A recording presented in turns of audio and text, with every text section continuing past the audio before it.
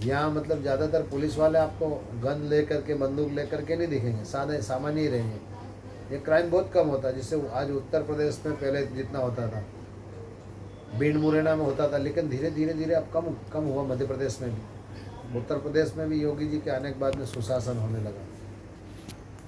अब धर्म तो क्या होता है, धर्म की परिभाषा बड़ी गहन होती है। धर्म को जानने के लिए स्वयं धर्मराज भी नहीं जान सके। भगवान श्री कृष्ण ने कहा कि युधिष्ठिर कह दो कि अश्वत्थामा मारा गया, जबकि भगवान ने यथावत कहा था। भगवान ने ये थोड़ा कहा मनुष्य मारा गया कि पशु मारा गया। अश्वत्थामा नाम का हाथी भीम ने मार दिया था। अब उसमें युधिष्ठिर महाराज ने अपनी लगाई, नरो या कुंजरो। और जब युधिष्ठिर महाराज का अंतिम समय आया तो उनको सशरीर जब ले जाने लगे तो रास्ते में बड़ी दुर्गंध आ रही थी और चिल्ला चोट हो रही थी, रोने की आवाज़ आ रही थी। उन्होंने दूतों से पूछा, धर्म दूतों से, कि भाई ये आवाज़ कहाँ से आ रही है? बोले ये आपके भाई लोग हैं, कौरव लोग, ये रुदन कर रहे हैं। वो उनको वहाँ ले गए तो उन्होंने कहा बड़ी यहाँ दुर्गंध आ रही, मुझे यहाँ से ले चलो। तो बोले महाराज आप अपनी इच्छा से नहीं आए, आपको ये झूठ का पाप भोगने के लिए नरक में इतनी देर के लिए आना पड़ा। बोले मैंने कौन सा पाप किया? बोला आपने झूठ बोला था। बोले नहीं मैंने झूठ नहीं बोला, हो तो भगवान श्री कृष्ण के कहने से बोला था। भगवान प्रकट हुए, भगवान ने कहा कि असत्य भाषण भैया अभी भी कर रहे हो। बोले क्यों? बोले मैंने कहा ऐसा, आपने कहाँ कहा? मैंने कहा था कि अश्वत्थामा मारा गया, अश्वत्थामा मारा गया, इतना ही बोलना था आपको। अश्वत्थामा वास्तव में मारा गया था, उस हाथी का नाम था कि नहीं अश्वत्थामा। आपने नरो या कुंजरो कर दिया तो वहाँ तो झूठ बोल दिया ना आपने। मैंने झूठ बोलने का थोड़ी ना कहा। जैसे एक महापुरुष ने, एक सज्जन चोरी करके भागा और चोरी करके भाग रहा था और सामान लेकर के, तो वो संत के पास सामान फेंक दिया उसने। राजा के सिपाहियों ने उसको पकड़ लिया, पीछा पकड़ लिया और पीछे पकड़ते पकड़ते वो संत के पास भागा। राजा के सिपाहियों ने देख लिया, इस कुटिया में घुसा है वो, और उसने जाकर कहा गुरुजी मैं चोर हूँ और राजा के सिपाहियों ने मुझे पकड़ लिया, मुझे आप बचा लीजिए। बोले ठीक है बैठ जा बेटा।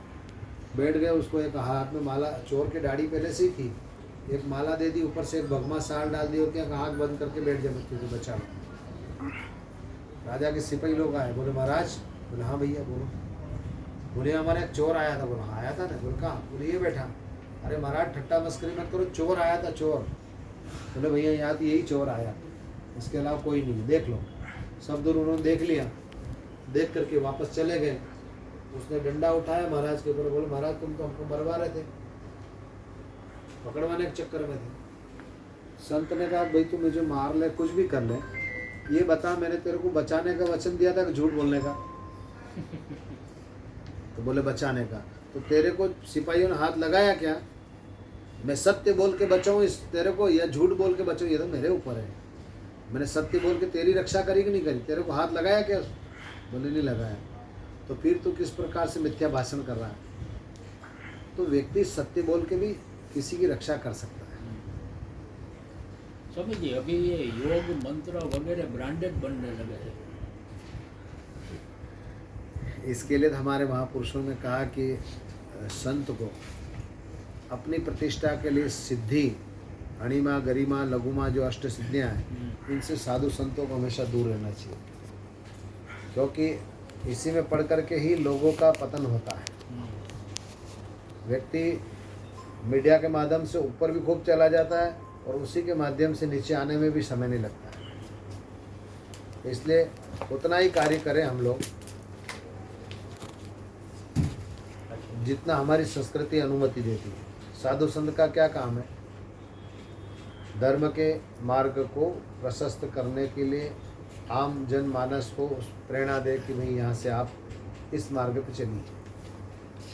बस संत का काम इतना ही, मार्गदर्शक होना चाहिए संत।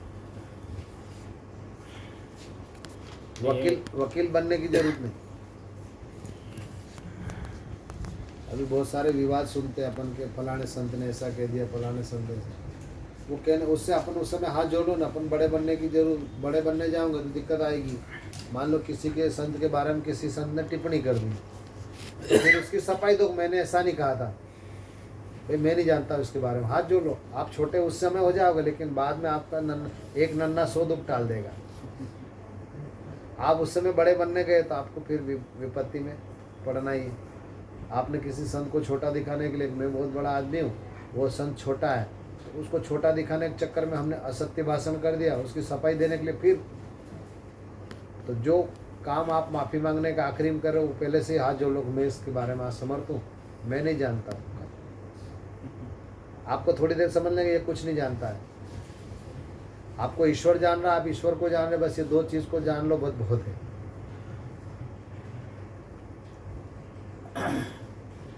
जी, अब आप कुछ संदेश दीजिए। संदेश तो यही है कि हमारा जो सनातन धर्म है, हम सब सनातन प्रेमी जितने भी हों, सबका एक ही लक्ष्य हो, ईश्वर प्राप्ति का मार्ग और धर्म रक्षिति रक्षत। हिंदू धर्म हमारा एक ही धर्म है, इसमें जात पात से हमको सबको ऊपर उठना होगा, नहीं तो हमारा धर्म विभाजन में बढ़ता जाएगा। और धर्म के अंदर जब विभाजन होता है, ये इस जाति का, ये उस जाति का, तो जात पात से ऊपर उठ करके सबको एक जगह आना है और एक ध्वज तले। जैसे हम भारत माता की जय बोलते हैं, तो मतलब पूरा अलग कहने की जरूरत नहीं, गुजरात की जय हो कि मध्य प्रदेश की जय हो, भारत माता की जय कहते ही पूरे हमारे वर्ल्ड के अंदर भारत माता जो है, जितना हमारा देश का क्षेत्रफल है, पूरे क्षेत्रफल की जय हो जाती है। फिर गुजरात, महाराष्ट्र, उधर अरुणाचल बोलने की जरूरत नहीं है। तो हिंदू धर्म कहते ही सब धर्म का अपने आप समावेश हो जाए, एक ही लक्ष्य है। हम सब सनातन प्रेमी लोग जितने सनातन धर्म को मानते हैं, सबका एक ही लक्ष्य हो, धर्म की मार्ग पे चले। अच्छा, धीरे धीरे क्या आजकल पंथ को ही लोग धर्म मान लिया। पंथ धर्म नहीं है, पंथ पंथ है। जैसे एक पिता की 4 संतान, तो चारों संतान अलग अलग कर्म करती है, लेकिन पिता से अलग नहीं है, कर्म सबके अलग अलग है। तो जिन जिन महापुरुष ने जो जो कार्य किए, वो जिन्होंने पंथ बनाए, पंथ को ही लोग ने धर्म मान लिया। धर्म सिर्फ एक ही है हमारा, जो शाश्वत धर्म है वो सनातन धर्म है, बाकी सब पंथ है। पंथ कहते हैं मार्ग, और जिस मार्ग पे चला जो व्यक्ति, उसी को उन्होंने धर्म मान लिया। मार्ग कभी धर्म नहीं हो सकता, मार्ग मार्ग ही है। जैसे अपने को अहमदाबाद जाना, तो अहमदाबाद जाने के लिए ऐसा जरूर नहीं कि यहीं से मारे अहमदाबाद जा सकते हैं। आप मोरबी होके भी अहमदाबाद जा सकते हैं, आप घूम करके सोमनाथ होके भी जा सकते हैं, आप फ्लाइट से भी जा सकते हैं। ऐसा नहीं कि एक ही पंथ है, ये सब पंथ है। और धर्म हमारा शाश्वत है, वो है सनातन धर्म। हिंदू को हम हिंदू धर्म कहते हैं, हिंदू धर्म नहीं है हमारा, सनातन धर्म है। तो सनातन धर्म के लिए हिंदू शब्द तो जब हमारी सिंधु नदी से इधर का इलाका है, हिंदू हुआ, धीरे धीरे अपभ्रंश हो गया।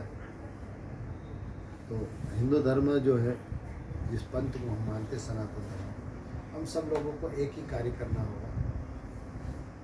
एक सूत्र में, जैसे माला अलग अलग मणके होंगे तो बिखरेंगे, वो सारे मणके एक धागे के सूत्र में हो जाएंगे। सनातन सूत्र जो है, उसमें सब मणके पहनो जाएंगे, सब जाति वर्ण व्यवस्था से ऊपर उठ करके हमारी संस्कृति का हम रक्षण कर सकेंगे। इसलिए सनातन संस्कृति जो है, वो एक कार्य करती है, सर्वे भवन्तु सुखिनः, सबका भला चाहने वाली संस्कृति है। वो कभी नहीं कहती कि हमारा हिंदुओं का भला हो, उन मुसलमानों का बुरा हो जाए। विश्व का कल्याण हो, विश्व में कोई भी जाति हो, वहाँ ये नहीं कहें वहाँ हिंदू में कितने रहते हैं विश्व में, 125-150 करोड़ जो हिंदू है टोटल पूरे वर्ल्ड में, वो ज़्यादा से ज़्यादा भारत में ही है। लेकिन हम विश्व का कल्याण करने की भावना रखते हैं।